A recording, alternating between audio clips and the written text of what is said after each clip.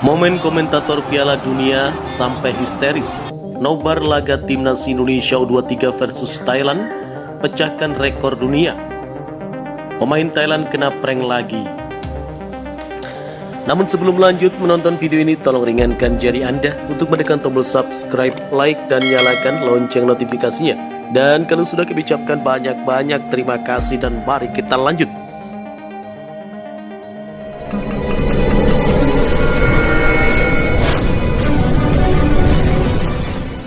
Malam bersejarah kembali terukir di tanah air Indonesia. Laga semifinal Piala AFF U23 2025 antara Timnas Indonesia U23 menghadapi rival klasik Thailand menjadi tontonan paling masif di muka bumi dalam waktu singkat. Tak hanya mengalahkan rating final Liga Champions, pertandingan yang berlangsung hingga adu penalti dramatis itu bahkan membuat sejumlah komentator internasional, termasuk komentator langganan Piala Dunia, histeris hingga kehilangan suara. Langsung di Stadion Gelora Bung Karno, Senayan, Jakarta pada malam hari itu menyedot lebih dari 125 juta penonton global secara real time, menjadikannya nobar atau nonton bareng paling besar dalam sejarah sepak bola kelompok umur. Dari Sabang hingga Merauke, dari London, Tokyo hingga Riyadh, seluruh dunia memutar duel panas ini. Namun yang paling epik adalah terjadi di tanah air.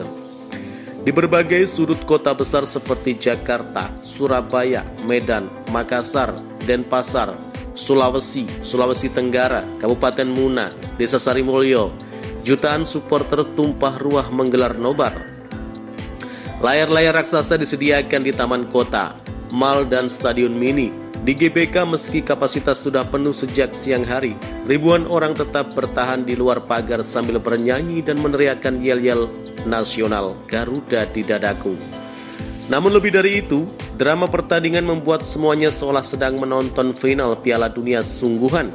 Ketika Thailand mencetak gol di menit 56 lewat tembakan keras Chalerempong, komentator asal Inggris Tom Clayton yang biasa bertugas di laga-laga Premier League dan Piala Dunia tak bisa menahan diri. Piala Dunia itu berteriak, mengenang momen final SEA Games 2022 yang penuh drama dan ejekan yang berujung bencana bagi Thailand. Tak pelak, memori publik sepak bola langsung tertuju pada peristiwa memalukan Thailand di final SEA Games 2022 di Kamboja kala itu. Thailand sempat mencetak gol dan beberapa pemainnya menari-nari mengejek Indonesia dengan tarian bebek.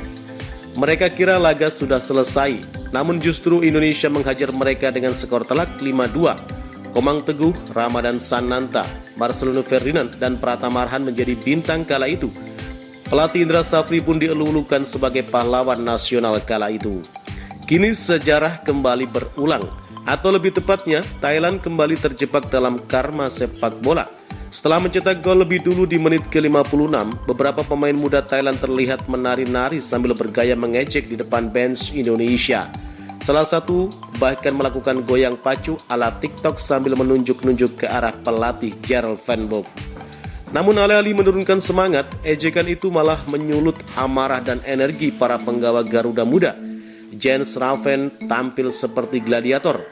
Ia memimpin pressing memicu semangat rekan setimnya, dan akhirnya di menit ke-81 Indonesia menyamakan skor melalui sundulan mematikan ala Jens Raven dari tendangan sudut Raihan Hanan.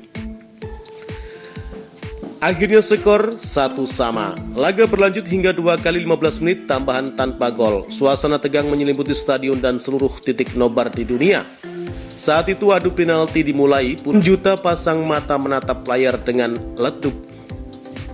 Puluhan juta pasang mata menatap layar dengan degup jantung tak beraturan. Kiper Timnas Indonesia U23 Ardiansah menjadi pahlawan. Ia mengagalkan satu tendangan penalti Thailand yang sebelumnya mengejek Timnas Indonesia. Para pemain Timnas Indonesia U23 berhasil menjeploskan gol ke gawang kiper Timnas Thailand U23. Hanya pemain Timnas Indonesia Robby Darwish yang gagal menjeploskan gol ke gawang Timnas Thailand. Akhirnya skor akhir 8-7 untuk kemenangan Timnas Indonesia.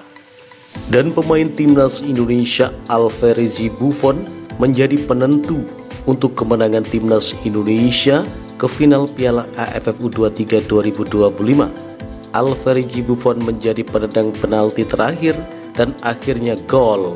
Gemuruh Stadion Gelora Bung Karno, Senayan, Jakarta. ESPN, komentator kawakan Asia Tenggara Sanjay Ravindran berdiri dari kursinya sambil berteriak.